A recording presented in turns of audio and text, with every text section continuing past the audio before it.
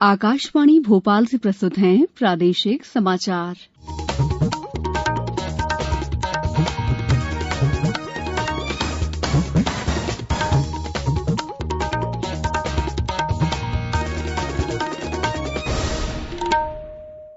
नमस्कार, समाचारों के साथ मैं दीपा सिंह।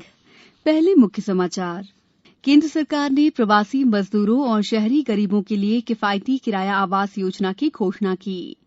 फेरी लगाने वालों, जनजातीय लोगों, छोटे व्यापारियों, छोटे किसानों और स्वरोजगार में लगे लोगों के लिए भी कई राहतों का ऐलान। गुना के पास बस और ट्रक की टक्कर में 8 श्रमिकों की मौत हो गई, 55 घायल। विशेष ट्रेनों में आरक्षण के लिए भरे जाने वाले विवरण में यात्रियों को भरना होगा घर का पूरा पता। और प्रदेश में कोरोना संक्रमित लोगों की संख्या 4,200 से ज्यादा, हालांकि आधे मरीज स्वस्थ होकर घर लौटे। अब समाचार विस्तार से। वित्त मंत्री निर्मला सीतारमण ने आज प्रधानमंत्री द्वारा घोषित आत्मनिर्भर भारत अभियान के तहत 20 लाख करोड़ रुपए के आर्थिक पैकेज के सिलसिले में 9 महत्वपूर्ण कदमों की घोषणा की। आज नई दिल्ली में संवाददाताओं को संबोधित करते हुए उन्होंने बताया कि ये 9 कदम प्रवासी मजदूरों, फेरी लगाने वालों, जनजातीय लोगों, छोटे व्यापारियों, छोटे किसानों और स्वरोजगार में लगे लोगों को ध्यान में रखकर उठाए जा रहे हैं। श्रीमती सीतारमण ने कहा है कि 3 करोड़ छोटे किसानों को कर्ज के भुगतान में 31 मार्च तक की मोहलत मिलेगी। इसी तरह 25 लाख किसान क्रेडिट कार्डों को मंजूरी दी गई है, जिससे किसान 86,600 करोड़ रुपए के 63 लाख ऋण प्राप्त कर सकेंगे। फेरी लगाकर बिक्री करने वालों के लिए 5,000 करोड़ रुपए की ऋण सुविधा की घोषणा की गई है। इससे रेहड़ी पटरी वाले 50 लाख व्यापारियों को फायदा होगा।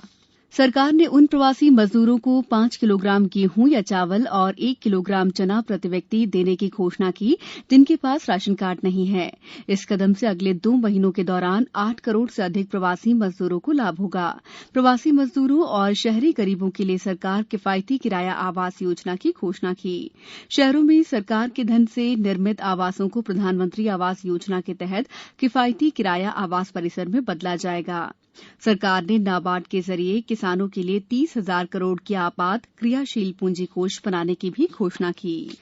कोरोना बीमारी से निपटने के लिए और अधिक संसाधन उपलब्ध कराने के प्रयास के तहत राष्ट्रपति रामनाथ कोविंद ने मार्च का अपना वेतन पीएम केयर्स निधि में दान करने के बाद अब अपने पूरे साल के वेतन का 30% इस निधि में देने का फैसला किया है।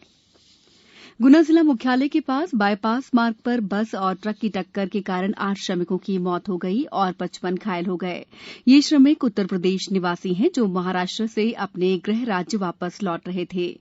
घायलों को यहां जिला अस्पताल में भर्ती कराया गया है। अभी सिचुएशन को पूरा रात 3 बजे से सब लोग मॉनिटरिंग कर रहे हैं। पूरा हॉस्पिटल टीम्स रात से 3 बजे से काम कर रहे हैं। तो बाकी लोग का कंडीशन स्टेबल है। उन्नाव रायबरेली से बहुत सारे लोग हैं, तो उन लोग का कैसा पहुंचाना है उनके एरिया में, उसके लिए जो कार्रवाई करेंगे। प्रारंभिक पड़ताल में हादसे के लिए बस चालक को जिम्मेदार बताया गया है। उसकी तलाश की जा रही है। मुख्यमंत्री शिवराज सिंह चौहान ने गुना जिले में हुए सड़क हादसे में श्रमिकों की मौत पर शोक संवेदना व्यक्त की है।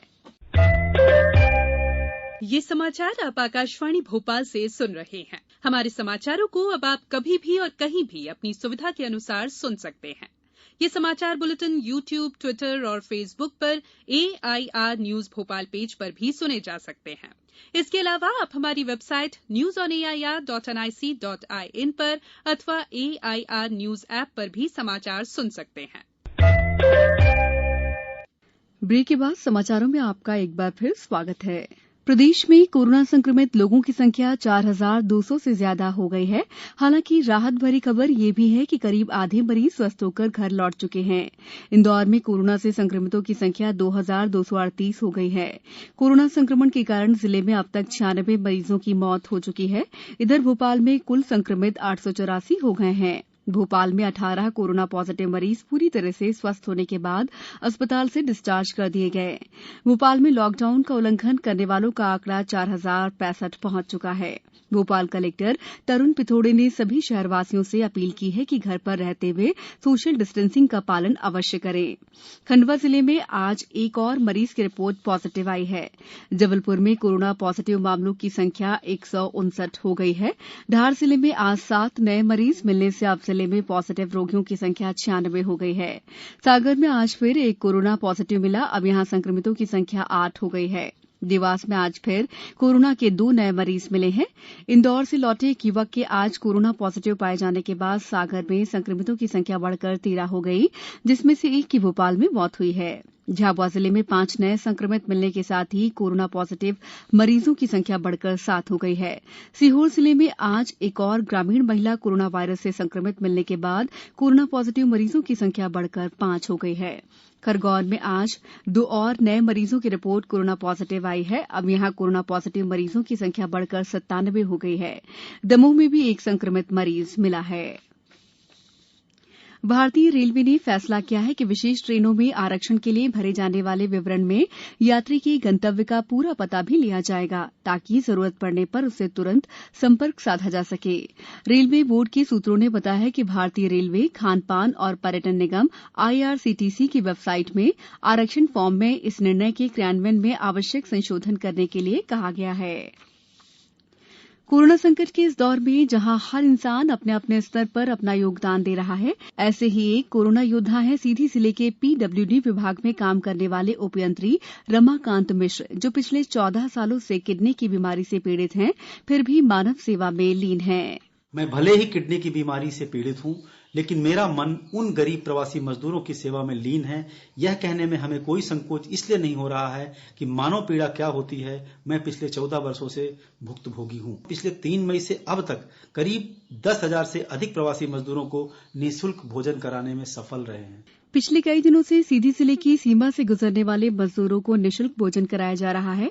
ऐसे ही एक मजदूर जयलाल बता रहे हैं कि भोजन व्यवस्था काफी अच्छी थी। जयलाल, हम 3 महीने से बाहर काम की तलाश में गए थे। अब वहाँ से लौटे अपने टीम के साथ।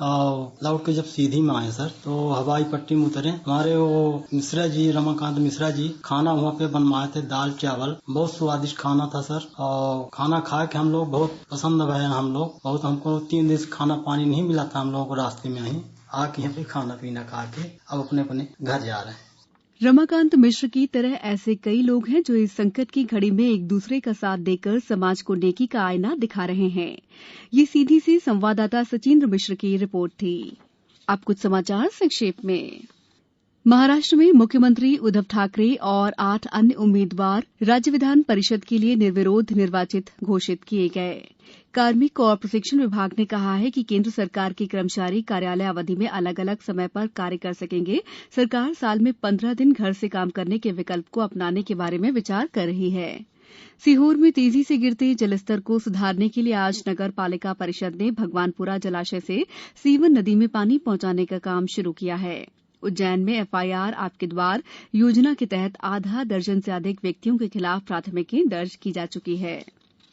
बैतूल में कुछ स्थानों पर आज तेज बारिश हुई। लगातार 2 दिनों से मौसम के मिजाज में हुए परिवर्तन से दिन के तापमान में कमी आई है। राज्य ग्रामीण आजीविका मिशन रतलाम के अंतर्गत गठित स्वसहायता समूहों ने जिले में PPE किट बनाने का काम शुरू कर दिया है। शिवपुरी जिले में झांसी 4 लेन हाईवे पर मझेरा के पास आज मजदूरों से भरी पिकअप ट्रैक्टर ट्रॉली से पीछे से जा टकराई। इस दौरान पिकअप में सवार 14 मजदूर घायल हो गए। अंत में मुख्य समाचार एक बार फिर। केंद्र सरकार ने प्रवासी मजदूरों और शहरी गरीबों के लिए किफायती किराया आवास योजना की घोषणा की। फेरी लगाने वालों, जनजातीय लोगों, छोटे व्यापारियों, छोटे किसानों और स्वरोजगार में लगे लोगों के लिए भी कई राहतों का ऐलान। गुना के पास बस और ट्रक की टक्कर में 8 श्रमिकों की मौत हो गई, 55 घायल। विशेष ट्रेनों में आरक्षण के लिए भरे जाने वाले विवरण में यात्रियों को भरना होगा घर का पूरा पता। और प्रदेश में कोरोना संक्रमित लोगों की संख्या 4,200 से ज्यादा, हालांकि आधे मरीज स्वस्थ होकर घर लौटे। इस बुलेटिन में बस इतना ही। घर में रहिए, सुरक्षित रहिए और सुनते रहिए आकाशवाणी। नमस्कार।